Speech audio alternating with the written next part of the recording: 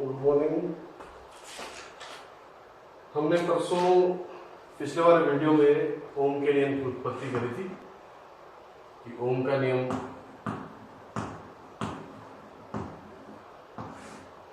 किस तरह से निकाला जाता है। अब आगे चलते हैं, थोड़ा सा प्रतिरोध की बात करते हैं, रेजिस्टेंस।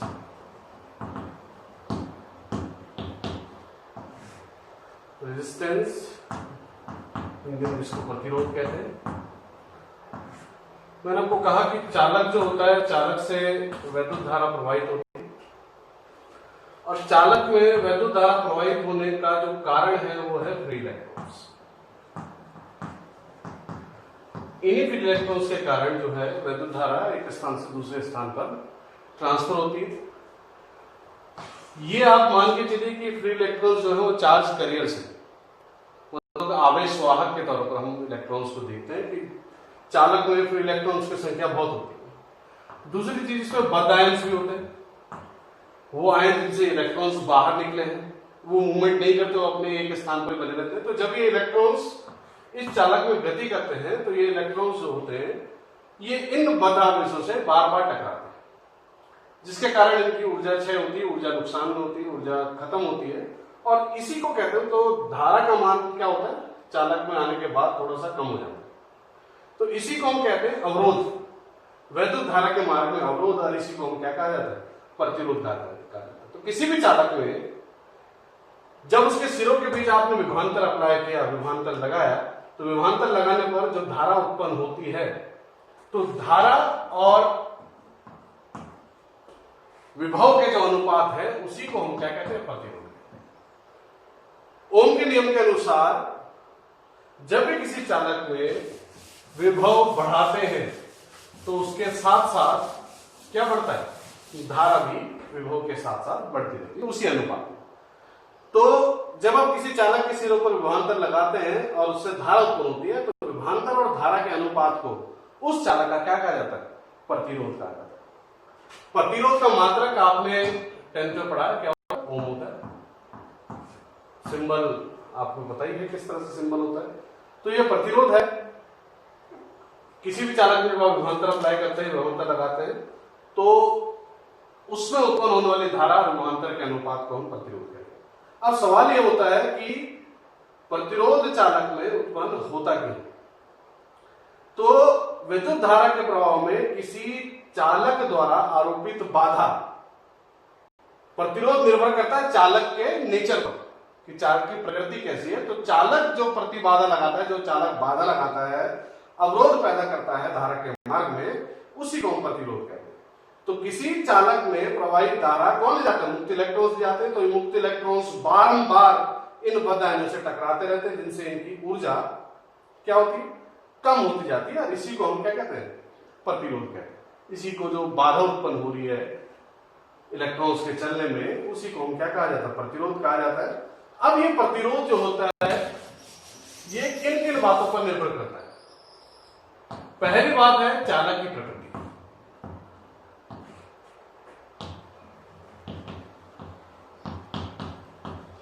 जिस प्रकार का चालक होगा उसी प्रकार की उसमें प्रतिरोध होगा। जैसे हम चांदी को सबसे उत्तम धातु मानते हैं किसके लिए, चालकता के लिए। मतलब चांदी जो है वो अच्छी चालक होती है। अच्छी चालक का मतलब इसमें प्रतिरोध कम हो, ठीक है। इसी तरह से हम इस्तेमाल करते हैं, तांबा भी इस्तेमाल करते हैं। तांबा में जो प्रतिरोध होता है चांदी से थोड़ा सा अधिक होता है। इस तरह से एल्युमिनियम होता है, एल्युमिनियम में थोड़ा और ज्यादा होता है, लोहे में और ज्यादा होता है। तो चालक की प्रकृति पर निर्भर करता है कि प्रतिरोध कितना होगा, कैसा होगा प्रतिरोध। दूसरा जो फैक्टर है जिसमें प्रतिरोध निर्भर करता है वो फैक्टर है आपका चालक की लंबाई। जितनी अधिक चालक की लंबाई होगी उतना ज्यादा अवरोध उत्पन्न होंगे इलेक्ट्रॉन्स के मार्ग में, उतने ज्यादा उसमें टक्कर होगी। तो जितनी ज्यादा लंबाई होगी उतनी ज्यादा क्या होगा, प्रतिरोध होगा। तो दूसरा फैक्टर है चालक की लंबाई। तीसरा फैक्टर है चालक का परिच्छेद क्षेत्रफल। अब अधिक क्षेत्रफल होगा, क्षेत्रफल अधिक है तो इसमें टक्कर होने की संभावना क्या होगी, कम से कम होगी। तो चालक का जो क्षेत्रफल है, जो चालक का परिच्छेद क्षेत्रफल है, वो जितना अधिक होगा प्रतिरोध उतना ही कम होगा। तीसरी चीज है चालक के ताप पर, ये मेन फैक्टर है, ताप ज्यादा मेन फैक्टर है इन सब चीजों से। जैसे जैसे आप चालक को गर्म करते रहते, चालक का तापमान बढ़ेगा, वैसे वैसे फ्री इलेक्ट्रॉन्स की संख्या और ज्यादा बढ़ती जाएगी। जितना ज्यादा फ्री इलेक्ट्रॉन्स होंगे उतनी ज्यादा टक्कर होगी। तो सिंपल सी बात यह है कि चालक का जब आप क्या बढ़ाते हैं, ताप बढ़ाते हैं, ताप बढ़ने पर प्रतिरोध बढ़ जाता है, किसका, चालक का। तो चालक का जो प्रतिरोध होता है वो ताप के साथ बढ़ता है। तो 3-4 फैक्टर है, लंबाई, चौड़ाई, चालक की प्रकृति, और चौथा है ताप। जितना ज्यादा आप ताप बढ़ाएंगे उतना ज्यादा प्रतिरोध कम होता चला जाएगा। तो R प्रोपोर्शनल टू L लंबाई, R प्रोपोर्शनल टू 1/a क्षेत्रफल, इसको हम बराबर करें तो R equals to R proportional to L/A, R बराबर रो L/A। ये रो जो है ये विशिष्ट प्रतिरोध है चालक का। चालक का जो विशिष्ट प्रतिरोध होता है वो केवल और केवल चालक की प्रकृति पर ही निर्भर करता है, न लंबाई पर, न क्षेत्रफल पर। मतलब कि चालक किस प्रकार का है।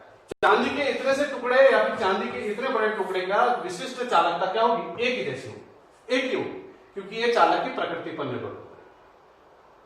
प्रतिरोध बाधा है और विशिष्ट प्रतिरोध चालक का गुण है। तो गुण लंबाई चौड़ाई पर निर्भर नहीं करता। गुण तो चालक कॉपर है, तांबा है, उसका विशिष्ट प्रतिरोध जितना होगा, आप उसका कितना बड़ा टुकड़ा ले लीजिए, विशिष्ट प्रतिरोध उसका वैसे ही रहेगा। ठीक है, ये बात आप समझ लीजिए। इसके बाद आती है चालकता। देखिए चालकता का मतलब क्या है कि प्रतिरोध क्या कर रहा है, प्रतिरोध बाधा उत्पन्न कर रहा है, और प्रतिरोध का जो उल्टा है उसको क्या कहते हैं, चालकता कहते हैं। ठीक है, तो चालकता को सिग्मा से दिखाते हैं, सिग्मा इक्वल्स टू 1/ρ। मतलब कि विशिष्ट प्रतिरोध का जो रेसिप्रोकल होता है, कम होता है, उसको आप क्या कहते हैं, चालकता कहते हैं।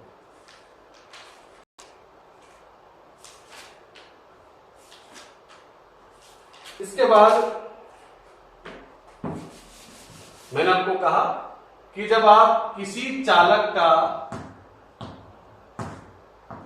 ताप बढ़ाते हैं तो क्या बढ़ता है, प्रतिरोध बढ़ता है।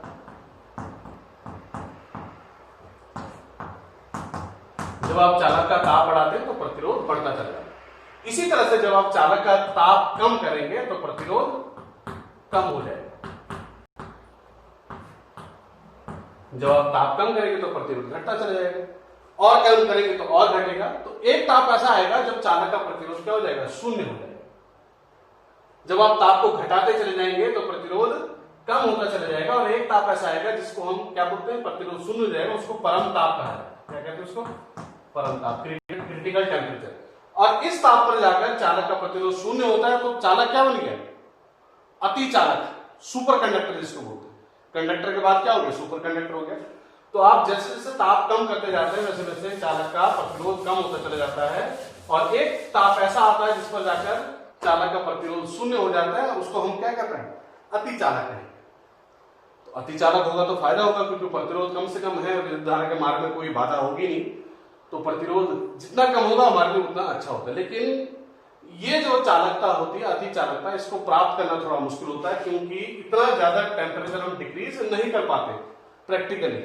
ठीक है, लैब्स में कर सकते हैं, जो बड़ी बड़ी हाईटेक लैब होती है उसमें सुपर कंडक्टर का इस्तेमाल होता है, वहां पर एसी रूम्स होते हैं, बहुत कम टेम्परेचर होता है, जो अच्छी मशीनें होती है उन पर, जैसे रडार वगैरह सिस्टम होते हैं, इन पर हम अति चालक का इस्तेमाल कर देते हैं। इसके बाद आपने देखा होगा, कभी गौर करा होगा कि जब भी आप किसी चालक में वैद्युत धारा प्रवाहित करते हैं तो वैद्युत धारा प्रवाहित होने के बाद चालक क्या हो जाता है, गर्म हो जाता है। ठीक है, इसको कहते हैं जूल का ऊष्मीय प्रभाव। ठीक है, हीटिंग इफेक्ट ऑफ करंट, वैद्युत धारा का ऊष्मीय प्रभाव, कि जब भी किसी चालक से विद्युत धारा प्रवाहित होती है तो उस पर क्या होता है, हीटिंग इफेक्ट आ जाते हैं, गर्म होना शुरू हो जाते हैं। गर्म किस कारण से होती है, प्रतिरोध के कारण। जितना अधिक चालक का प्रतिरोध होगा उसमें ऊष्मीय प्रभाव ज्यादा देखने को मिलेंगे। आपने हीटर की वायर देखी होगी, हीटर की तार देखी होगी, इमर्शन रॉड देखी होगी, उनमें जो चालक इस्तेमाल किया जाता है उसका जो प्रतिरोध होता है बहुत हाई होता है, हैवी रेजिस्टेंस होता है। हैवी रेजिस्टेंस के कारण क्या होता है, ज्यादा ऊष्मा पैदा होती है। ऊष्मा पैदा क्यों होती है, ज्यादा प्रतिरोध है तो धारा को मार्ग में ज्यादा बाधा है, तो इलेक्ट्रॉन जो है बाधाएं से बार बार टकरा रहे हैं, तो उनकी ऊर्जा जो है वहां पर लॉस हो रही है। और लॉस जो ऊर्जा का हास है वो किस रूप में दिख रहा है, हमें हीट के रूप में दिख रहा है, तो उसको बोलते हैं जूल का ऊष्मीय प्रभाव। तो यहां पर कुछ फॉर्मूले भी है। जूल का उसमें H बराबर आई स्क्वायर आर टी, H बराबर V square upon R T, ये कुछ फॉर्मूले हैं जो कि ताप के लिए इस्तेमाल करते हैं। और इसके बाद आते हैं वैद्युत शक्ति। वैद्युत शक्ति आप जानते हैं पावर होती है, पावर होती है W अपॉन टी, कार्य बटे समय। तो इन सब से टी हट जाएगा तो पावर हो जाएगी आई स्क्वायर आर, पावर हो जाएगी V स्क्वायर अपॉन आर, और जो मात्रक है वो क्या होगा, वाट। ये इस चैप्टर में था। अब क्योंकि इसके कुछ आगे भी है, इसके आगे वाले जो पार्ट है वो शायद सीबीएसई द्वारा हटा दिया गया है, तो अगला चैप्टर जो हम पढ़ेंगे वो इसके बाद पढ़ेंगे।